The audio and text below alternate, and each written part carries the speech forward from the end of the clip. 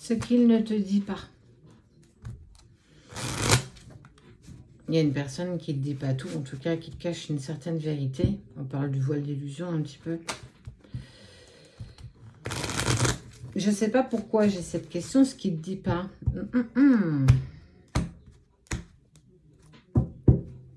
On parle d'abondance. C'est une personne qui s'est éloignée de toi volontairement. En tout cas, il est sorti de ta vie parce qu'il devait sortir de ta vie. En tout cas, il a décidé une reprise un petit peu de liberté. Silence.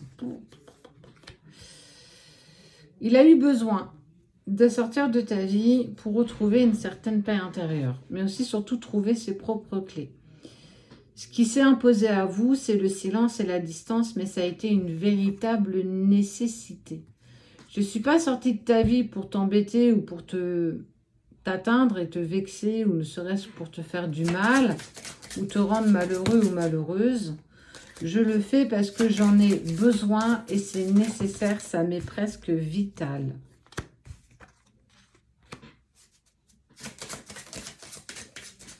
Il t'a dit qu'il n'avait plus de sentiments pour toi. Mais on te dit que c'est un mensonge. Pourquoi? Parce qu'on voit qu'il s'est voilé la face. Il y a quelque chose d'éternel qui perdure entre vous deux. Malgré cette distance, malgré ce silence, malgré cette envie pour lui ou pour elle, de rebondir, de repartir dans sa vie, en tout cas de reprendre un nouveau départ.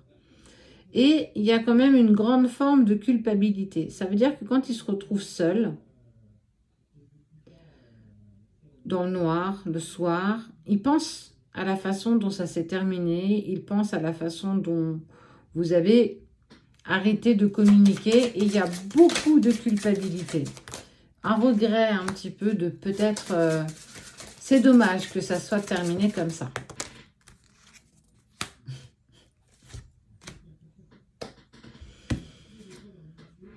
Il fait le choix.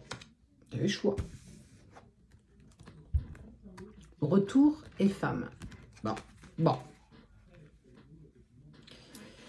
Il a besoin de ce temps de pause, ce temps de distance pour retrouver un petit peu son libre arbitre. Savoir ce qu'il souhaite, ce qu'il veut dans sa vie. Est-ce que tu dois en faire un nouveau parti? Il est dans cette vague émotionnelle où aujourd'hui il en sait mais véritablement strict rien. Il ne sait pas. Tu as toujours le mot je ne sais pas depuis ce matin. Avec le temps, il va prendre conscience que en fait c'est avec toi qu'il a envie d'avancer. C'est avec toi qu'il a envie de retourner. Parce qu'on ne peut pas rester pas sur un échec. C'est un peu comme si on avait appris quelque chose, on n'a pas bien compris, on va recommencer, c'est pas grave, on ne peut pas s'arrêter là. Il y a quand même quelque chose à sauver. Et aussi, il a pris conscience que tu t'étais beaucoup sacrifié pour lui. Beaucoup. Et ça, c'est quelque chose qu'il ne veut plus. Il ne veut plus que tu te sacrifies pour lui. Il veut que tu avances aussi pour toi, que tu te fasses plaisir, que tu écoutes tes désirs, tes besoins, sans que ce soit à lui de venir en fait te tendre la main. Parce que tu as trop tendu la main. Il va s'affirmer, hein. Il va s'affirmer, il pense à toi, il y a une protection qui est véritablement posée sur lui. C'est une personne qui se pose encore beaucoup de questions, beaucoup d'interrogations. Il est en déséquilibre parce que même si ça a été un choix qui a été décidé, qui a été volontaire, on parle d'erreur. Il va très vite s'apercevoir qu'il a fait une erreur. Mais ça a quand même été une erreur qui est quand même salvatrice. C'est un échec qui est positif. Et quand c'est positif, en fait, on apprend de nos leçons. Et oui, tu ne l'as pas aidé non plus. Franchement, pour moi, il y a une fin de relation qui a été houleuse, compliquée. On a été tous les deux dans une incompréhension. Et vous avez vécu des épreuves, des obstacles et clairement de l'égarement. Vous vous êtes éloignés l'un de l'autre, même si vous étiez ensemble. Et en fait, il va s'affirmer quand il va revenir parce qu'il va te demander d'avancer pour toi, de faire des choses pour toi. C'est pas parce que je reviens dans ta vie que je redeviens ta priorité. Je ne veux pas être ta priorité. Parce que tu mérites d'être ta priorité. Et en fait, il a totalement raison de penser comme ça. Parce que tu t'es mis dans une période de sacrifice. Tu as trop sacrifié pour l'autre.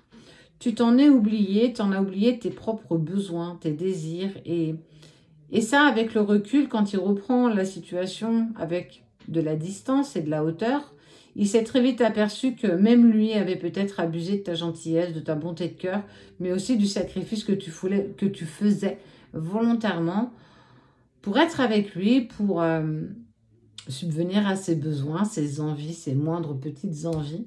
Parce que tu es comme ça quand tu es avec quelqu'un que tu aimes profondément, tu anticipes presque les besoins des autres. Et en fait, les autres vont s'habituer à ça. Il s'est habitué à ça, mais quelque part, ça vous a un petit peu pourri, ça vous a éloigné. Il y a un verre qui est rentré dans votre pomme d'amour et en fait, on ne l'a pas vu. Et malheureusement, la pomme, elle a été mangée de l'intérieur. Et en fait, il va très vite prendre conscience que tu lui es quand même existentiel.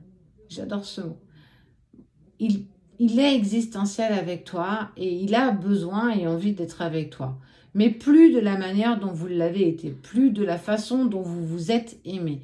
C'est en fait vous permettre de repartir sur de bonnes bases pour que tu ne sois plus dans une forme de sacrifice et lui ne veut plus non plus que tu te sacrifies pour lui. Il en a usé, il en a conscience et il a encore beaucoup de culpabilité parce que il était dans le flot de l'action, dans le flot de la vie. Il ne s'est pas véritablement aperçu. Mais en fait, il t'aime tellement avec sincérité qu'aujourd'hui, il ne veut plus de sacrifice de ta part. Mes sentiments pour toi sont sincères. On a commis des erreurs. Et je sais que quand le moment sera venu, on pourra enfin pouvoir nous exprimer l'un par rapport à l'autre. Donc, ce qu'il te cache, c'est encore les sentiments qu'il a pour toi et cet espoir en profondeur que tu es la personne qui lui convient. Il y a encore des sentiments entre vous, il y a encore quelque chose à sauver.